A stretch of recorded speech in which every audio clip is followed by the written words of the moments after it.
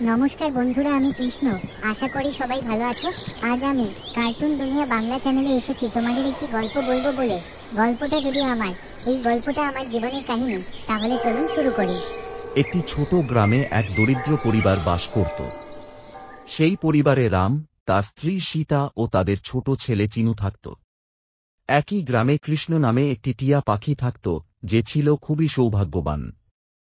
সে যেখানে যেত সেখানেই সুখ সমৃদ্ধি আসত। একদিন কৃষ্ণ উড়ে এসে সেই দরিদ্র পরিবারের বাড়িতে এল। সে দেখল একটি বাটিতে কিছু পেয়ারা রাখা আছে। কৃষ্ণ ভাবে, আহো, পেয়ারা তো আমার খুব প্রিয়, এটা আমি খাবই। কৃষ্ণ পেয়ারা খেতে শুরু করতেই সীতা তা দেখে রেগে গিয়ে তাকে তাড়িয়ে দেয়। এই, কোথা থেকে এসে খাবার চুরি করছ? যাও এখান থেকে। কৃষ্ণ নীরবে এক কোণে বসে থাকে। কিন্তু আশ্চর্যের বিষয়, তার আসার পর থেকেই সেই পরিবারের ভাগ্য পরিবর্তন হতে শুরু করে। ব্যবসা ভালো চলতে থাকে, ঘরে অর্থ ও সুখ সমৃদ্ধি আসতে থাকে। একদিন রাম ও সীতা খেতে বসে কথোপকথন করছে। আজকাল আমাদের ব্যবসা কত ভালো চলছে, রাম বলে। হ্যাঁ, ঠিকই বলেছ, ঈশ্বর যেন আমাদের প্রতি সদয় হয়েছেন, সীতা বলে। অন্যদিকে কৃষ্ণ তখনও পেয়ারা খাচ্ছিল আর আনন্দে বলছিল, পেয়ারা খেলাম, মজা পেলাম। সীতা আবার কৃষ্ণকে দেখে রেগে যায়। এবার সে একটা খাঁচায় পেয়ারা রেখে ফাঁদ পাতে।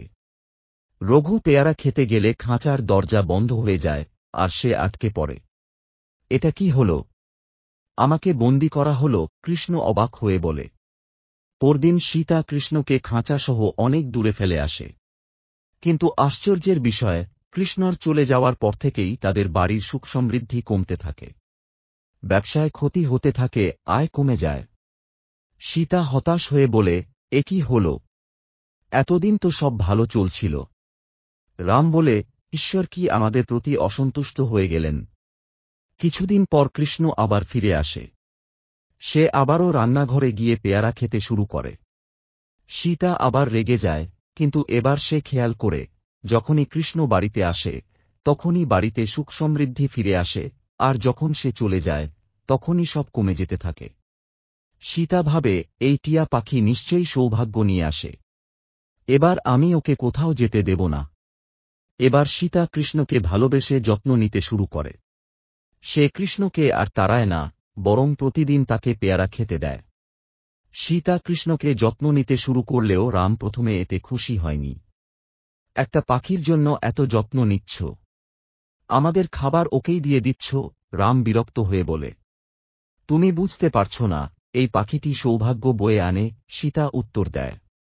একদিন গ্রামের মোড়ল এই কথা শুনে হেসে বলে, একটা টিয়া পাখি কিভাবে সৌভাগ্য আনবে? এটা তো কুসংস্কার। কিন্তু মোড়ল যখনই কৃষ্ণকে ধরে নিজের বাড়িতে নিয়ে গেল, তখনই তার বাড়িতে অদ্ভুত ঘটনা ঘটতে লাগল। ব্যবসায় ক্ষতি হতে থাকল, ফসল নষ্ট হল, গবাদি পশু অসুস্থ হয়ে গেল। এদিকে রামের পরিবারে আবার দুর্দশা ফিরে এল। সীতা এবং রাম বুঝতে পারল, কৃষ্ণ শুধু একটা পাখি নয়, বরং সৌভাগ্যের প্রতীক। তারা মোড়লের কাছে গিয়ে বলল, অনুগ্রহ করে কৃষ্ণকে আমাদের ফিরিয়ে দিন। মোড়ল তখন নিজের দুর্ভাগ্যের কথা বুঝতে পেরে কৃষ্ণকে ফিরিয়ে দিল। কৃষ্ণ ফিরে আসার পর আবার সব ঠিক হতে থাকল। এরপর থেকে রাম সীতা কৃষ্ণকে পরিবারের একজন সদস্যের মতো ভালোবাসতে লাগল, আর কৃষ্ণ মজা করে বলত, পেয়ারা খেলাম, মজা পেলাম। শিক্ষা: ভাগ্য কখন কার মাধ্যমে বদলে যায় তা বলা যায় না। তাই সবকিছুকে গুরুত্ব সহকারে দেখতে শিখতে হবে।